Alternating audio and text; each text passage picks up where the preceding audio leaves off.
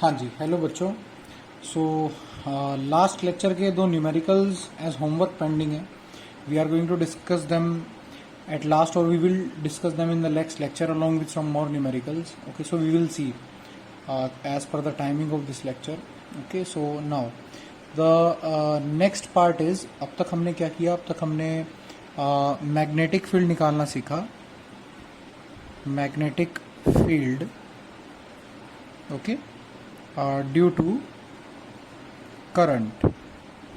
Okay, current is also called as moving charge. Okay, so that's why magnetic field was produced due to motion of charge. That's why chapter का नाम भी आपको पता है. The name of the chapter is moving charges and magnetism. Okay, हम लोग क्या study कर रहे हैं? We are doing the chapter moving charges and magnetism. Okay, so that is, हम इसको और नामों से भी जानते हैं. For example magnetic effect of electric current. So current की वजह से मैग्नेटिक फील्ड प्रोड्यूस हुई थी. उसमें हमने दो मेथड्स पढ़े हैं. ठीक है, first was your Biot Savart law, Biot and Savart law. Okay, and second one is आपकी, हम कह देते हैं कि बिल्कुल गॉस थ्योरम की तरह ही है, जो मैग्नेटिक फील्ड में मैग्नेटिक फील्ड को निकालने के लिए, करंट की वजह से मैग्नेटिक फील्ड को निकालने के लिए यूज करते हैं. What is the name? That is ampere circuital law. Okay, so these are the things that we have till now. ये हमने अब तक पढ़ा है.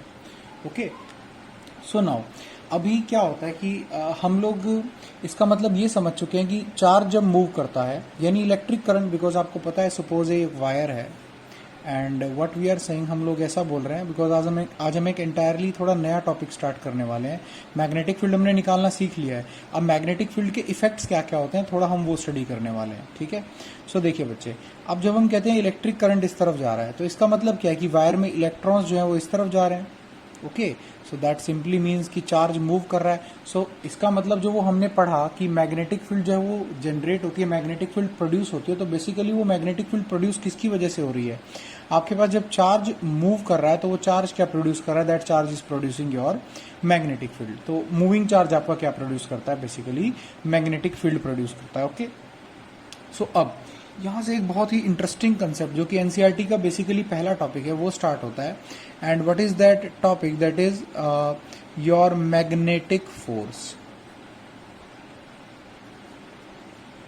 ओके, तो मैग्नेटिक फोर्स अब हम लोग पढ़ेंगे. ठीक है, सो मैं बताऊंगा इस सेक्शन को बेसिकली हम किस नाम से जानते हैं. जो हम एंटायरली नया सेक्शन जो स्टार्ट करने वाले हैं, क्या नाम हमें इसका रखना चाहिए, तो we are going to do that also.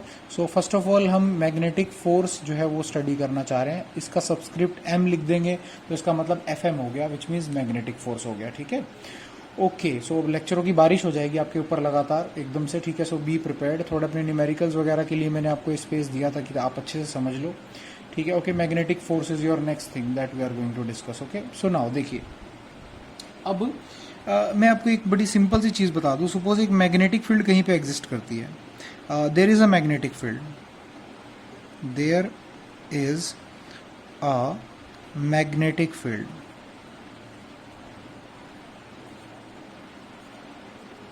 Okay, किसी भी स्पेस में मैग्नेटिक फील्ड क्या करती है? एग्जिस्ट करती है. मैग्नेटिक फील्ड का एग्जिस्टेंस है, बड़ी सिंपल सी बात है. ओके, अब उसमें एक चार्ज मूव करता हुआ एंटर करता है. सपोज पॉजिटिव चार्ज मान के चल लेते हैं. एक पॉजिटिव चार्ज उस मैग्नेटिक फील्ड में एंटर करता है. ठीक है, एक वेलोसिटी v के साथ. सो अ पॉजिटिव चार्ज, और या फिर सिंपली कह सकते हैं एक charge, positive charge enters into that magnetic field.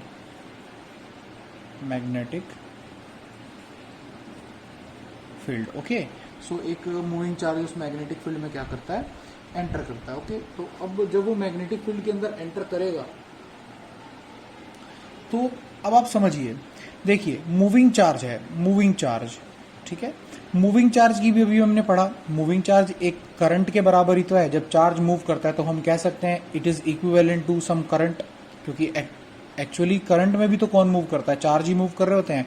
Current के डायरेक्शन में अगर देखें तो पॉजिटिव चार्ज का फ्लो कह सकते हो, करंट के अपोजिट डायरेक्शन में कहो तो नेगेटिव चार्ज का फ्लो कह सकते हो। तो बेसिकली करंट भी किससे कंस्टिट्यूट होता है, बनता किससे है, मूविंग चार्जेस से, ठीक है। सो अब देखिए इसका मतलब जब एक चार्ज मूव करता हुआ कहीं पे आएगा तो एक मूविंग चार्ज देखिए बहुत साधारण तरीके से बता रहा हूँ, एक्चुअली इसका रीजन डिस्कस नहीं होता कभी जो हम मैग्नेटिक फोर्स के बारे में बात कर रहे हैं, रूट से बिल्कुल बता रहा हूँ क्यों मैग्नेटिक फोर्स लगती है। अब देखिए मूविंग चार्ज क्या प्रोड्यूस करेगा, इज इक्विवेलेंट टू करंट,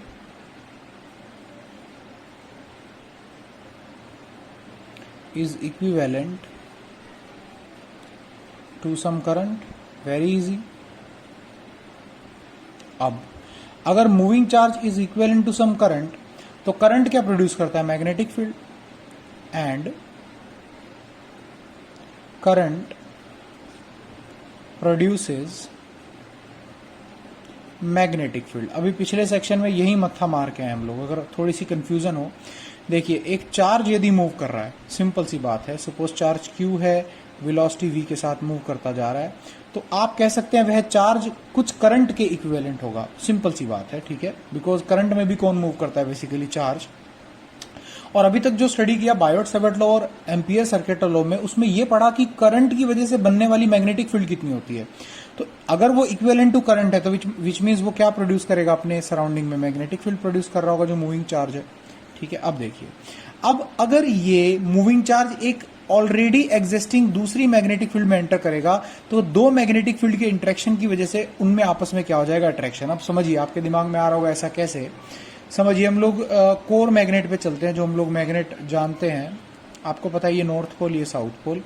अब अगर मैंने यहाँ पे नॉर्थ पोल रख दिया और यहाँ पे साउथ रख दिया, ये दोनों एक दूसरे को क्या करेंगे, रिपेल करेंगे, बड़ी सिंपल सी बात है। तो कैसे रिपेल करेंगे, इन दोनों की मैग्नेटिक फील्ड ने आपस में इंटरेक्शन किया और रिपल्शन पैदा हो गया, ठीक है। और अगर इधर साउथ रख देते तो दोनों की मैग्नेटिक फील्ड आपस में इंटरेक्ट करेगी और क्या लगेगा, अट्रैक्शन लगेगा। तो इसका मतलब दो मैग्नेट्स को पास रखने से ये तो साफ साफ पता चलता है कि जब दो मैग्नेटिक फील्ड्स आपस में, यानी इसकी भी और इसकी भी, जब स्पेस में इंटरेक्ट करती हैं तो क्या एक्सर्ट करती हैं, फोर्स एक्सर्ट करती हैं, ठीक है। तो अब यानी कि क्या पता चल गया कि एक मूविंग चार्ज है, एक तो उसकी वजह से पैदा होने वाली मैग्नेटिक फील्ड है, और जिस मैग्नेटिक फील्ड में मूव करता करता वो एंटर किया है, एक वो वाली मैग्नेटिक फील्ड है। ये दोनों मैग्नेटिक फील्ड्स आपस में इंटरेक्ट करेंगी, जिसकी वजह से आपके पास इन दोनों मैग्नेटिक फील्ड के इंटरेक्शन की वजह से जो मूविंग चार्ज है वो क्या एक्सपीरियंस करेगा, वह फोर्स एक्सपीरियंस करेगा। तो मैं दोबारा से आपको ये चीज़ थोड़ा फॉर्मल लैंग्वेज में लिख के समझाता हूँ। तो देखिए, it is very very easy, समझिए। थोड़ा सा एक तो रट्टा मारना हो जाता है स्टार्टिंग से कि ऐसा ऐसा हो गया, फॉर्मूला ये होता है, लेकिन उसमें मज़ा नहीं है, चीज़ें समझने में मज़ा आता है, ठीक है। Okay, so just understand point by point. सबसे पहले पॉइंट बाय पॉइंट हम इसको पढ़ते हैं, ठीक है। तो हम कह सकते हैं there is a moving charge, moving charge, okay, has its own magnetic field। पढ़ा हमने, अभी अभी जस्ट बताया आपको, मूविंग चार्ज करंट के बराबर है और करंट का अपना मैग्नेटिक फील्ड होता है, तो it has its own magnetic field. Got it बच्चे। उसके बाद व्हेन इट एंटर्स, यानी जब ये मूव करता करता एंटर करता है इन अनदर मैग्नेटिक फील्ड, जब ये मूव करता करता एक दूसरी मैग्नेटिक फील्ड में एंटर करता है, ओके, लेट्स से उस मैग्नेटिक फील्ड का नाम B है, okay, both the fields, both में कौन कौन सी आ गई, एक तो चार्ज की मैग्नेटिक फील्ड जो वो मूव कर रहा है, मूविंग चार्ज की मैग्नेटिक फील्ड, प्लस दूसरे वाली कौन सी आ गई, जो जिस मैग्नेटिक फील्ड में वो एंटर किया है, the magnetic field in which charge is moving. यानी कि नाम भी बताया था आपको, the name of the magnetic field is B. Very very easy, okay.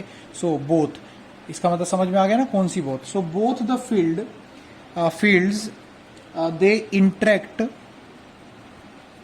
यानी एक दूसरे के साथ इंटरेक्शन शो करती हैं with each other, with each other, okay, due to which the charged particle experiences a force, and this force is called as magnetic force. Okay, तो ये तो रीजन हो गया, ठीक है। अब हम आते हैं थोड़ा सा बुकिश लैंग्वेज में, बुक्स क्या बोलते हैं इसके बारे में। तो व्हाट बुक्स यूज टू से, दे यूज टू से कि when a moving charge enters a magnetic field, it experiences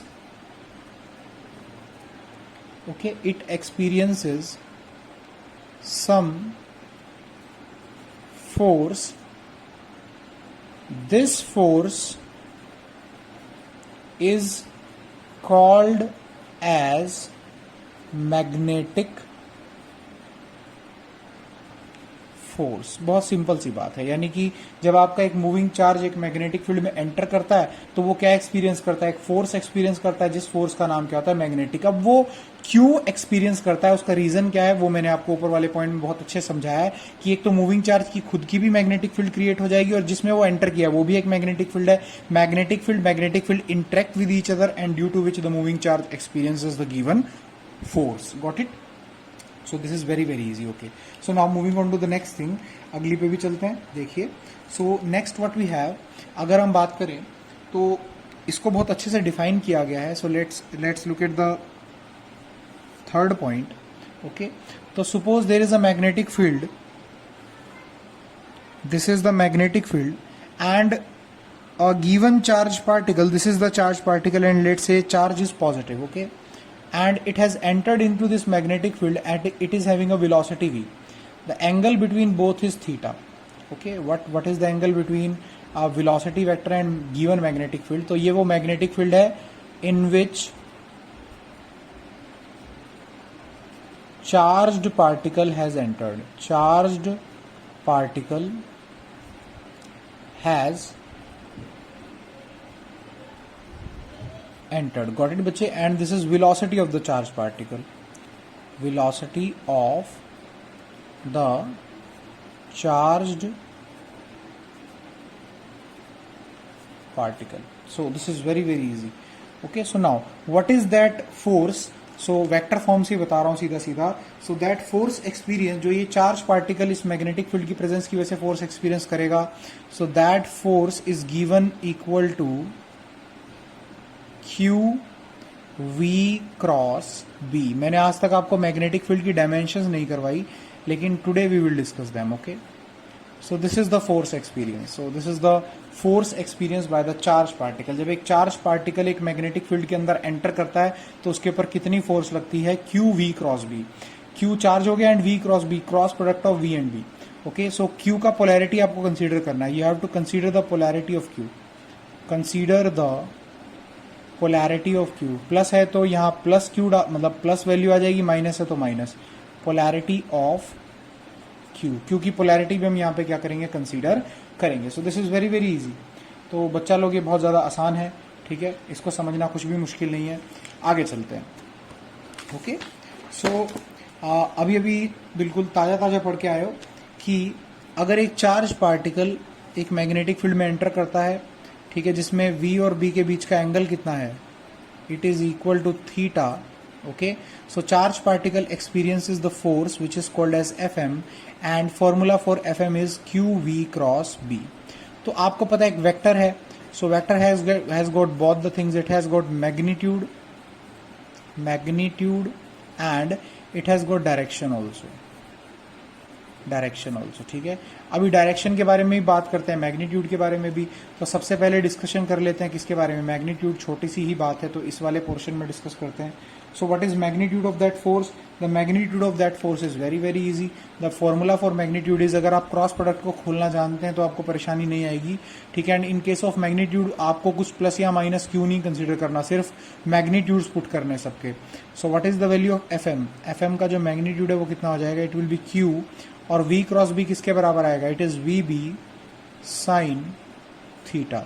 So which means what you will have QVB sin theta. आपके पास QVB sin theta आ जाएगा. So this is magnitude of the force. ये आ गया magnetic force का magnitude. ठीक है.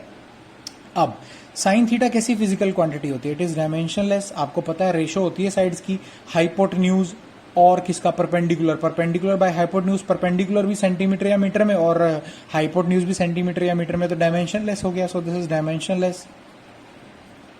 Dimensionless. ठीक है. तो अब आपसे बड़ा सीधा सा प्रश्न है कि मैग्नेटिक फील्ड का डायमेंशन निकाल के बता दीजिए. अभी तक कभी नहीं आपके साथ डिस्कस किया. यही फॉर्मूला है जहां से मैग्नेटिक फील्ड का डायमेंशन आपको एग्जाम में पूछा जाए तो आप निकालेंगे. इससे पहले मैंने एक भी बार आपको मैग्नेटिक फील्ड का डायमेंशन नहीं बताया, यूनिट बता दिया था टेस्ला. तो अब ये बताइए टेस्ला किसके बराबर आएगा? सबसे पहले tesla is equal to Q और वी को नीचे ले आइए तो फोर्स का जो यूनिट है वो क्या आ जाएगा? न्यूटन. अपॉन चार्ज का यूनिट क्या बन जाएगा? कूलम. और वेलोसिटी का यूनिट बन जाएगा मीटर पर सेकंड. पर सेकंड तो सेकंड ऊपर भाग जाएगा. This is very very easy. Okay. So now what is coulomb per second equal to? This is ampere. चाहे आप पुट भी ना करो वैसे. तो सबसे पहले हम टेस्ला का डायमेंशन निकालते हैं. तो दोनों तरफ स्क्वायर ब्रैकेट लगा दीजिए. ओके. सो नाउ आपके पास अगर आप थोड़ा सा बातचीत करेंगे कि अगर हम थोड़ा सा डिस्कशन करें कि न्यूटन का डायमेंशन कितना बनता है फोर्स का? mL/t-2. Very easy. सेकंड के लिए क्या आता है? T. Okay. What is unit for coulomb? Coulomb किसके बराबर होता है? करंट इनटू टाइम के. बड़ी सिंपल सी बात है, बिकॉज आपके पास जो फंडामेंटल फिजिकल क्वांटिटीज हैं या तो करंट है या टाइम है. कूलम एक फंडामेंटल फिजिकल क्वांटिटी नहीं है. और हमको पता है कि चार्ज इज इक्वल टू क्या होता है? Current. Charge per unit time तो करंट होता है. तो चार्ज किसके बराबर हो जाएगा? It is current into time. So which means ampere and here it is capital T.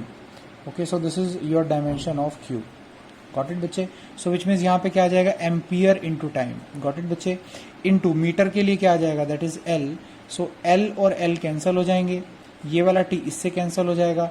So which means आपके पास जब आप इसको सॉल्व करेंगे तो मैग्नेटिक फील्ड का डायमेंशन किसके बराबर हो जाएगा? मैग्नेटिक फील्ड जो कि आपका टेस्ला यूनिट था जिसका, that is equal to M आ गया. आफ्टर दैट T-2 आ गया. एंड आफ्टर दैट A ऊपर चला गया तो A-1 आ गया. So MT-2 and A-1 these are the dimensions of magnetic field.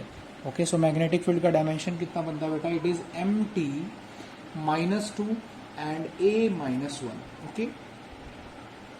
Okay. So ये आ गया हमारे पास. नाउ SI यूनिट क्या बनते हैं आपको पता है? Nikola Tesla was the scientist, उन्होंने बताया था इसके बारे में. सो SI यूनिट क्या बन जाएंगे? Tesla is the SI unit. Okay. And after that इसका एक स्मॉलर यूनिट भी होता है and that unit is called as gauss. Okay. उसको हम गॉस बोलते हैं. Okay. So a smaller non SI unit is also there which is called as Gauss.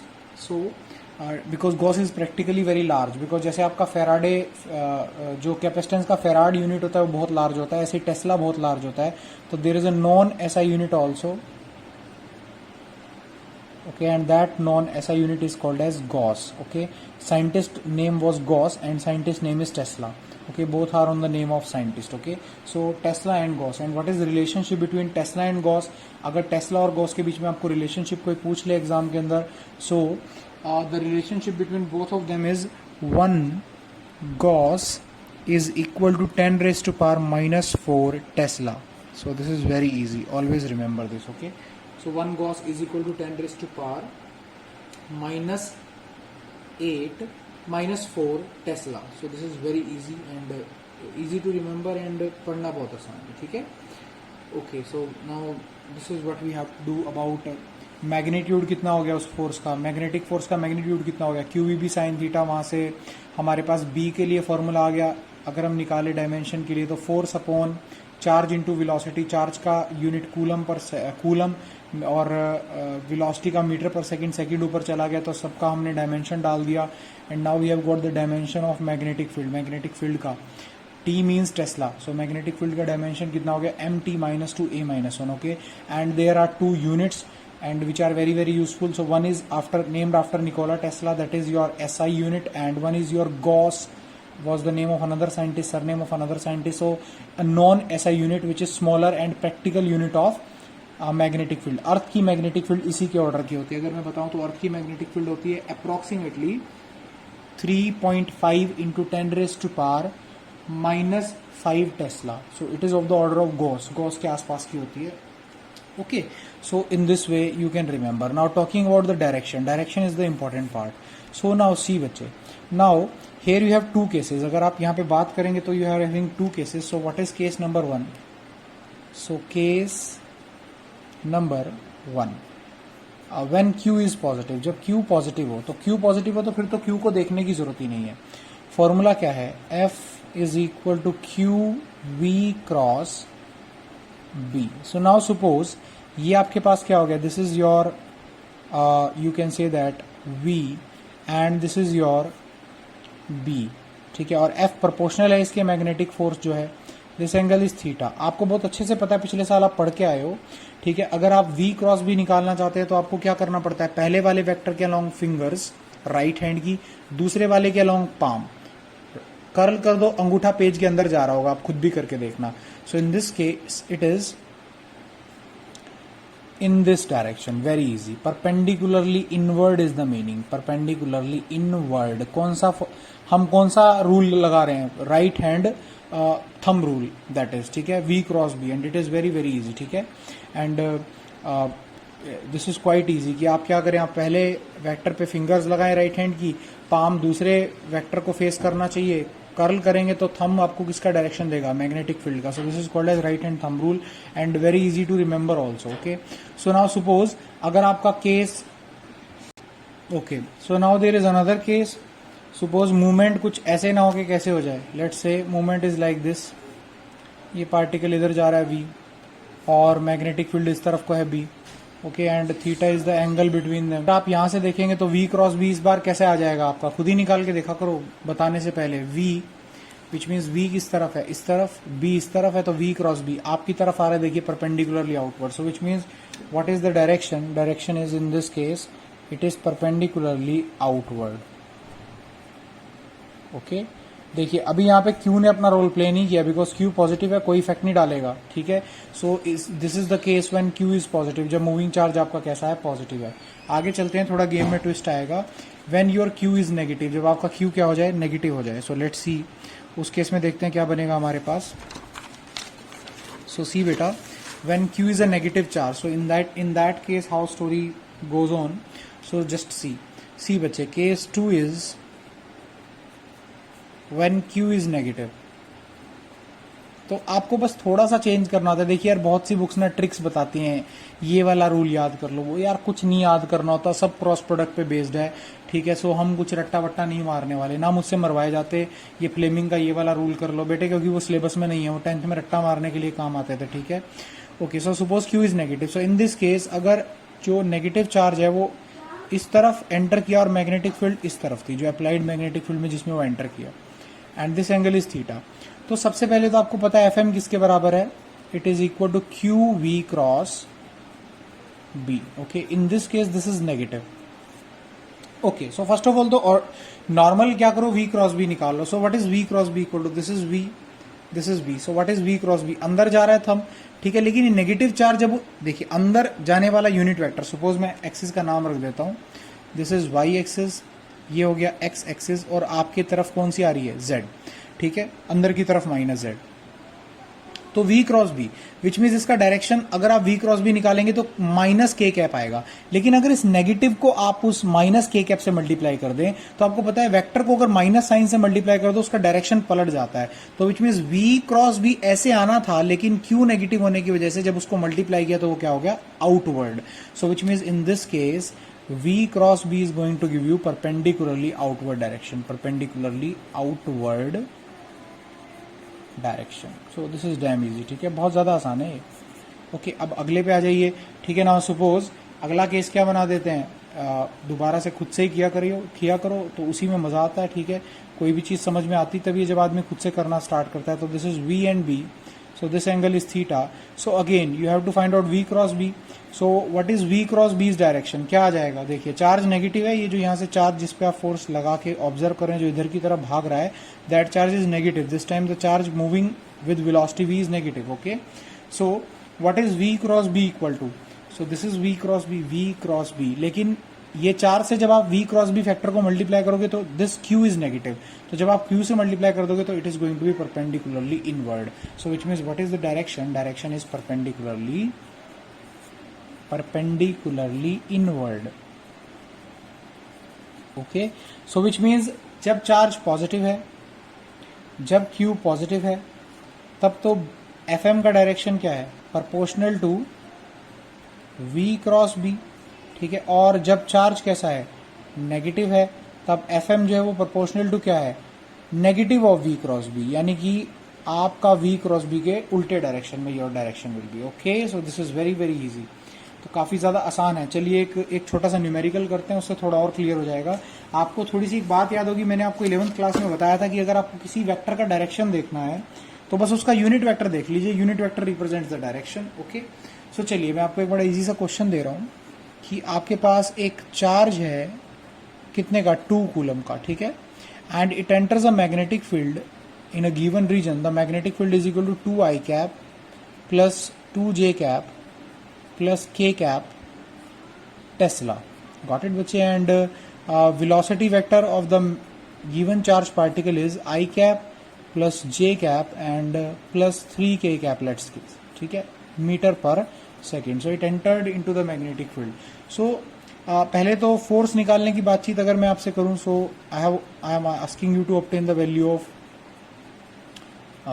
This force. तो सबसे पहले तो जनाब ये निकालना पड़ेगा. So V cross B we have to find out first of all. So its value will be, आपको पता है डिटर्मिनेंट मैथ्स वाले तो बहुत ज्यादा अच्छे से कर चुके हैं. ठीक है, मेडिकल वालों ने नहीं किया, लेकिन पिछले साल डिस्कशन बहुत ज्यादा हुआ है उनके साथ मेरे इस चीज पे. ठीक है, तो वो ये नहीं कह सकते कि हमें नहीं आता. ठीक है, तो आपको पहला vector, first vector is V, इसमें पहला वाला देखना है. तो उसके कॉफिशिएंट, I कैप के साथ कॉफिशिएंट कितना है? 1. J कैप के साथ कॉफिशिएंट कितना है? 1. और K कैप के साथ कॉफिशिएंट कितना है? 3. Very easy. फिर दूसरा वाला वेक्टर, वो दूसरी मतलब तीसरी रो में रखना है. पहली रो में इसको रो बोलते हैं, इसको रो, इनको कॉलम्स बोलते हैं. ठीक है, सो फर्स्ट रो में आपको I cap, J cap, K cap लिख लें. सेकंड रो में आपको कॉफिशिएंट्स लिखने हैं जो पहले आ रहा है जो वेक्टर उसके. ठीक है, I cap, J cap, K cap के. और उसके बाद थर्ड रो में जो बाद में आ रहा है वेक्टर उसके I कैप के, J कैप के और K कैप के कॉफिशिएंट. तो कितना आ गया? 2 एंड 1. ये आ गई आपके पास value. So now how we use to solve this particular determinant? इसको प्लस लिख देते हैं, इसको माइनस लिख देते हैं, इसको प्लस. ठीक है, रूल होता है. ठीक है, ओके. सो जब I कैप की बारी आती है तो इसका कॉलम भी छोड़ना होता है, इसका रो भी, सिर्फ इसको लिखना होता है. तो विच मीन्स क्या हो जाएगा? फर्स्ट इसको ऑपरेट कर रहे हैं तो I कैप, और साथ में क्या हो जाएगा? इसको छोड़िए, लीव इसका I कैप का रो भी और कॉलम भी दोनों छोड़ना है. उसके बाद दिस इंटू दिस, उसके बाद this into this and subtract both, which means this into this minus this into this. So which means 1 into 1 is 1 and 3 into 2 is 6 and just subtract them. बड़ा easy है. उसके बाद J cap की बारी आई तो minus sign आपको बताया ऊपर उसके लिखना है, तो माइनस ऑफ J कैप. उसके बाद इसका कॉलम छोड़िए, इसकी रो छोड़िए. क्या क्या बच गया?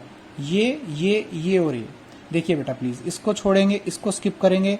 सो 1 1 and 3 2. So again this into this minus this into this. So which means क्या हो गया? देखिए 1 into 1, so 1 minus 2 into 3 that is 6. Okay, after that plus K cap. So K cap को कैसे डील करेंगे? अगेन ये छोड़ना है आपको और ये छोड़ना है. So this into this minus this into this again.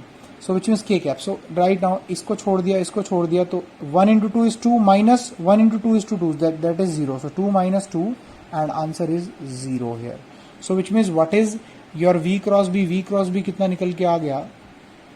The value of V cross B is equal to, यहाँ से -5 बच गया तो -5 I कैप एंड माइनस और -5 यहाँ से -5 माइनस इंटू माइनस क्या हो जाएगा? Plus. So +5 J cap. So this is your V cross B. So लेकिन FM कैसे निकलेगा? For FM what you have to do? For FM you have to find out, FM के लिए आपको क्या निकालना है? Q. What is value of Q? It is 2 into V cross B. Now what is the value of V cross B? कितना आ जाएगा? What is value of V cross B? It is minus 5 I cap plus 5 J cap. तो 2 into में minus 5 I cap plus 5 J cap. Got it बच्चे? So what is value of FM from here? It is minus 10 I cap plus 10 J cap. So this is the answer and this is very easy. Got it बच्चे? So minus 10 I cap और plus 10 J cap. Okay, got it. समझ में आ गया? So this is answer, ये आपका answer आ गया. Okay, so now अगर आपका ये, मैं एक और एग्जांपल देता हूँ, उसमें ये 2 कूलम की जगह -1 कूलम होता let say. So let say second part, so मान लीजिए ये first part of the question है and in second part of the question Q is equal to -1 coulomb. तो इन दैट केस आपका FM कितना निकल के आता? What is FM equal to? FM will be equal to V cross B कितना था?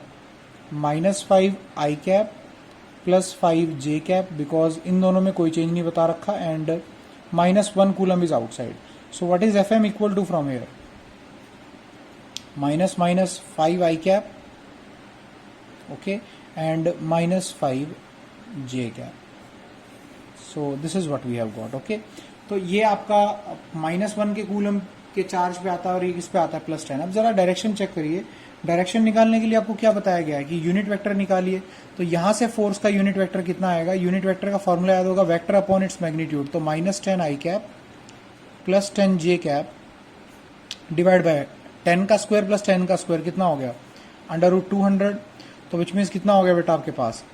-10 I cap plus 10 J cap divided bye 10√2.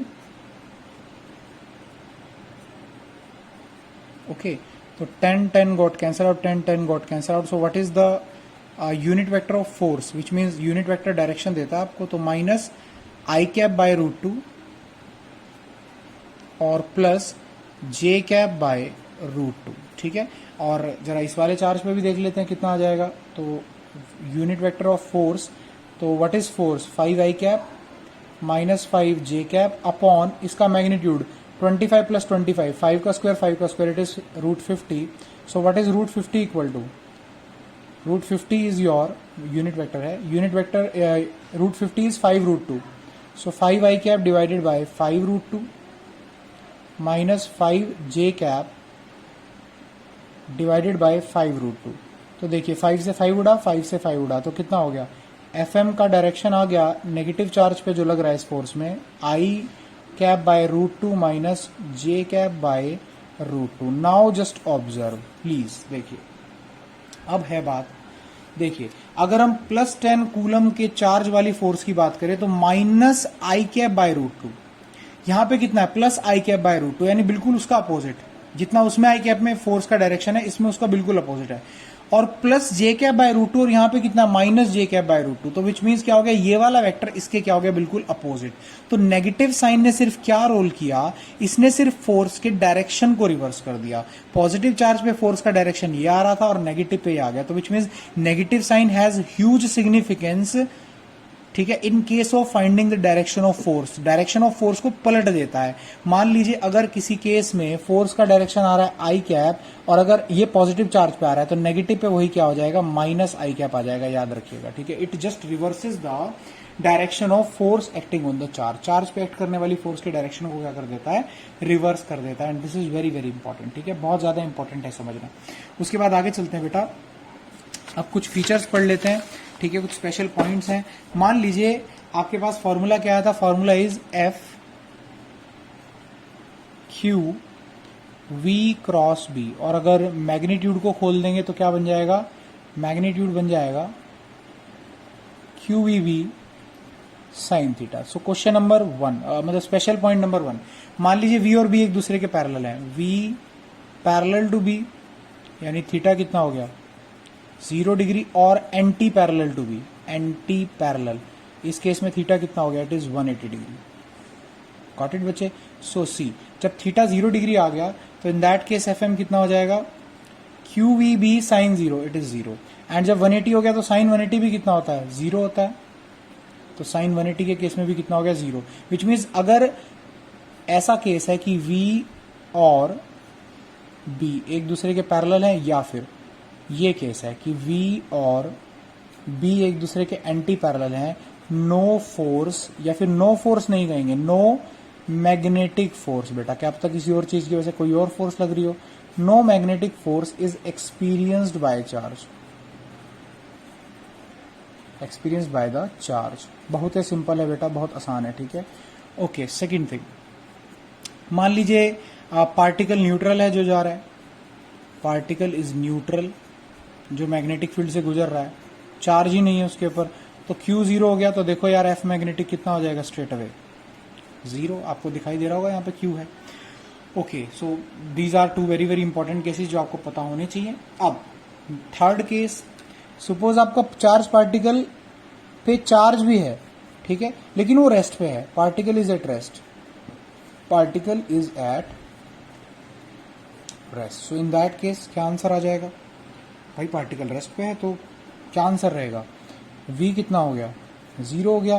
तो बेटा जब V को यहाँ 0 डाल दोगे तो FM कितना हो जाएगा, इट इज इक्वल टू 0। तो देखिए, ना तो रेस्ट पे पड़े पार्टिकल पे मैग्नेटिक फील्ड कोई फोर्स लगाती है, ना ही न्यूट्रल पार्टिकल पे मैग्नेटिक फील्ड कोई फोर्स लगाती है, और ना ही अपने पैरेलल या अपने एंटी पैरेलल ट्रेवल करते हुए चार्ज पार्टिकल पे वो कोई फोर्स लगाती है। तो it does not exert any force in all of these three cases. Okay, अब मैं कुछ फिगर आपको एनसीईआरटी से शेयर करना चाहता हूँ, काफी अच्छा वेक्टर दिखाने के लिए इन्होंने फिगर बना रखा है।